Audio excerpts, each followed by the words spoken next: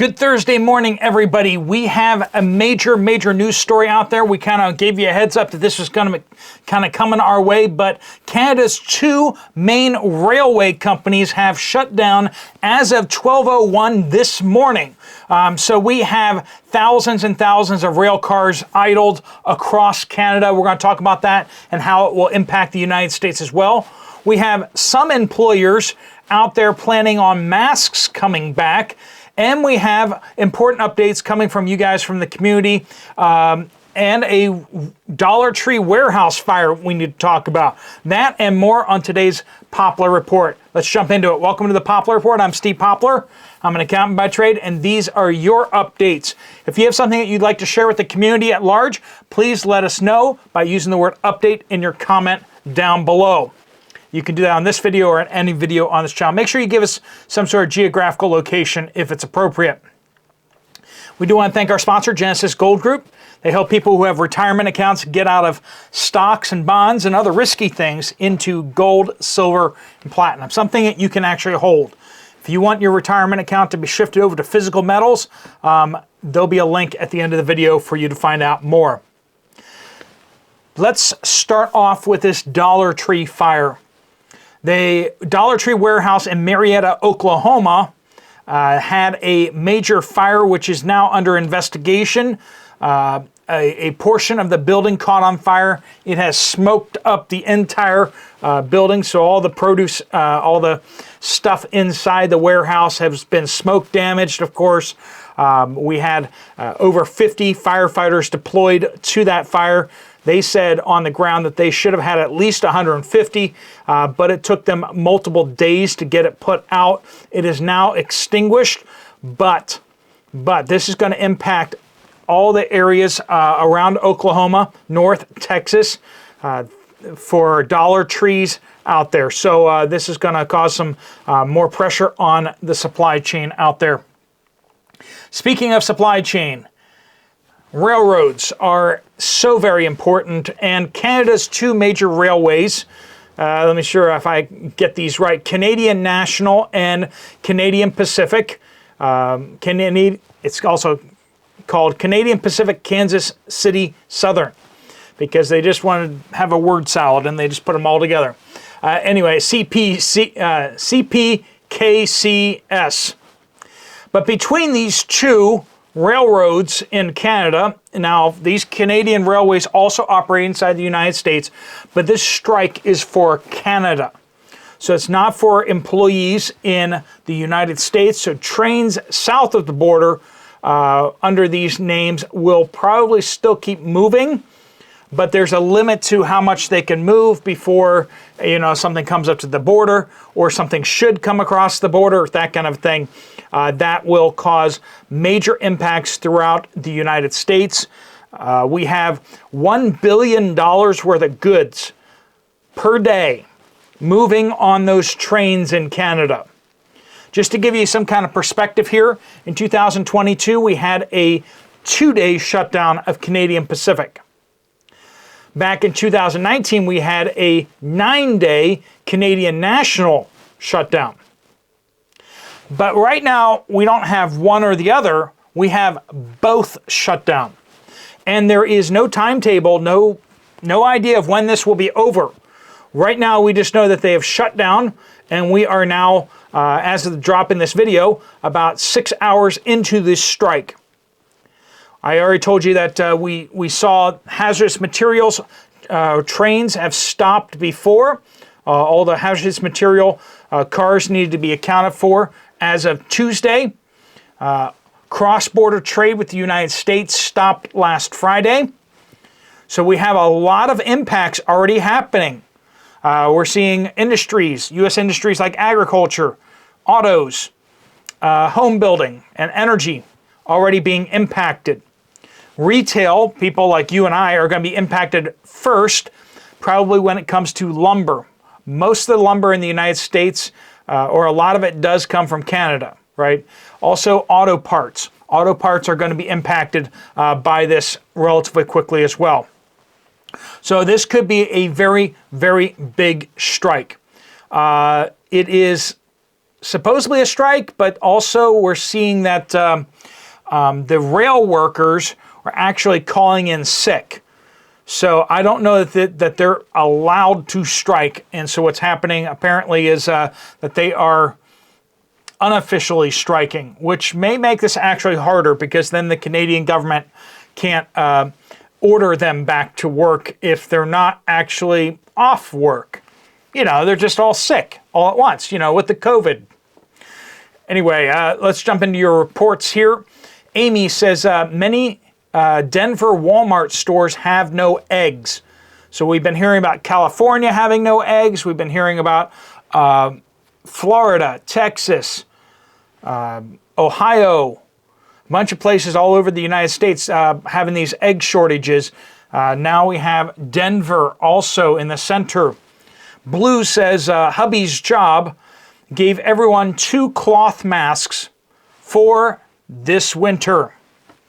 Suspicious because they never give anything away, not even a turkey for Thanksgiving. But suddenly they're giving out masks for this winter. Once they give it to you, then they can say, we know that you have them, so we can require you to wear them. Think about that. What do they know? What do they know that's coming? Friends, a bunch of these people over on the pro-government side of things never wanted the mask mandate to go away. They still believe in it. You see what's going on at the DNC over there, and a whole bunch of them are still wearing them. It's not like they stopped. They just haven't forced you to do it recently, but they're wanting to do that again. Ben, in Myrtle Beach, South Carolina, many farmers have lost their corn and tobacco this year. We went from drought to tons of rain. So we got some wild whipsaw weather patterns out there. Ken in Northeast Tennessee. Keystone ground beef and pork missing. Dairy section is spotty. Very little half and half, and store brand cheese is very low. That's at Ingles. All canned goods a little low. Coffee very spotty, with some brands not there at all. GIF says Monday, late afternoon, when we observed empty milk and egg coolers at Walmart in Centerville, Ohio. Jeff, local Walmart had no bags whatsoever in La Cruces, New Mexico. Catnip time, saying long-haul truck driver here. Staffing issues at the truck stops, and shippers, receivers, management are all saying the qualified applicants are difficult to find. You need to show up for work and work when you're there. Nobody seems to want to work. And we were talking about how it's this dichotomy, right? There seems to be nobody working and nobody at work, like they're having staffing shortages, but then when people are trying to get jobs, they can't get jobs either. And it just seems like this just doesn't work either way, right? Sally, in the Pacific Northwest, there is a real worker shortage.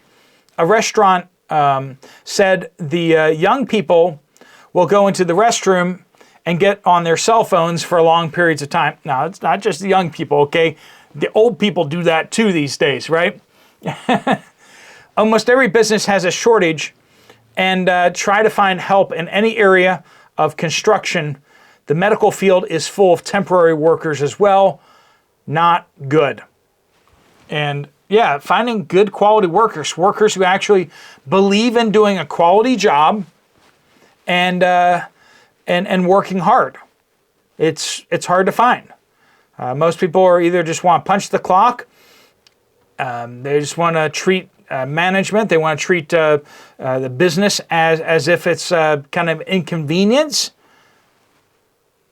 Yeah, it's the morality and the ethics of our country have shifted, and that's the truth.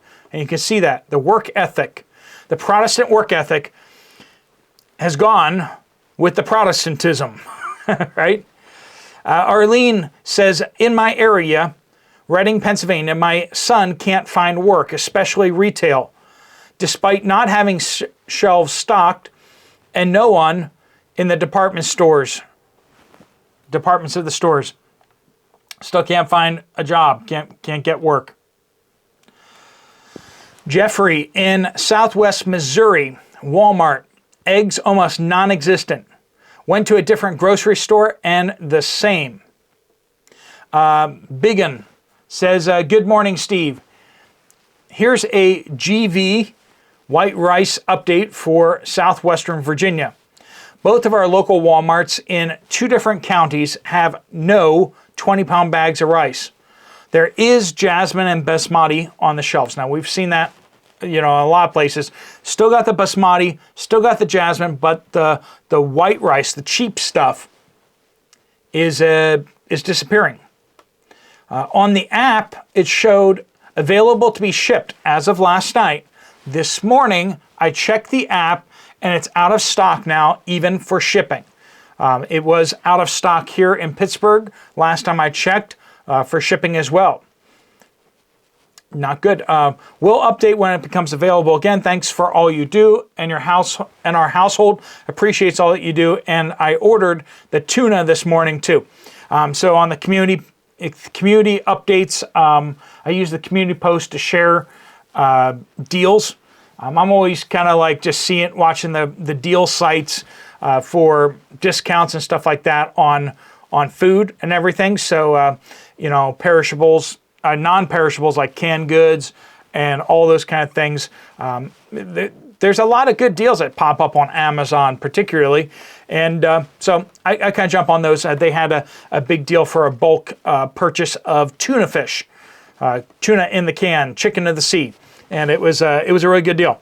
It was like, I forget exactly how much it was, but it was like 24 cans for like $18 or something like that. Anyway, just keep watching for those, and I'll keep putting those out. Angela says, my 5-year-old was putting away utensils. This is kind of heartwarming. Just hang on with this one. And she asked what the canning jar lid opener was. The type that has the triangle end that you would open up a can of evaporated milk with. While you're educating the kids, also include the manual can openers and how to operate it. So the kids can get in the cans. My 15-year-old said that he knew how, but he wasn't successful in opening a can.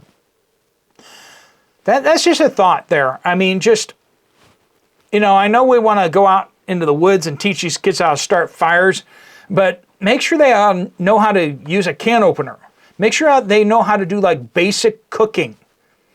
If they're getting to their teenage years and they don't know how to cook an egg, they don't know how to make pasta, if they don't know how to make basic things, that's something you really should teach them. I mean, it's a survival thing. Whether chaos hits us in the next months or so, or whether they just have to deal with life on their own. I can't tell you, it was my hobby in seminary to take new people under my wing in the men's dormitory to show them how to shop. Because most of the guys that were arriving, like, they'd never shopped for themselves. They didn't know how to do grocery shopping. So I taught a number of them how to go to the grocery store and how to shop. How to check prices, how to make sure that you're getting a good deal. And some of them learned better than others. Some of them learned better than others. I remember this one guy, one of my good buddies, hopefully he's not watching this, down in Florida.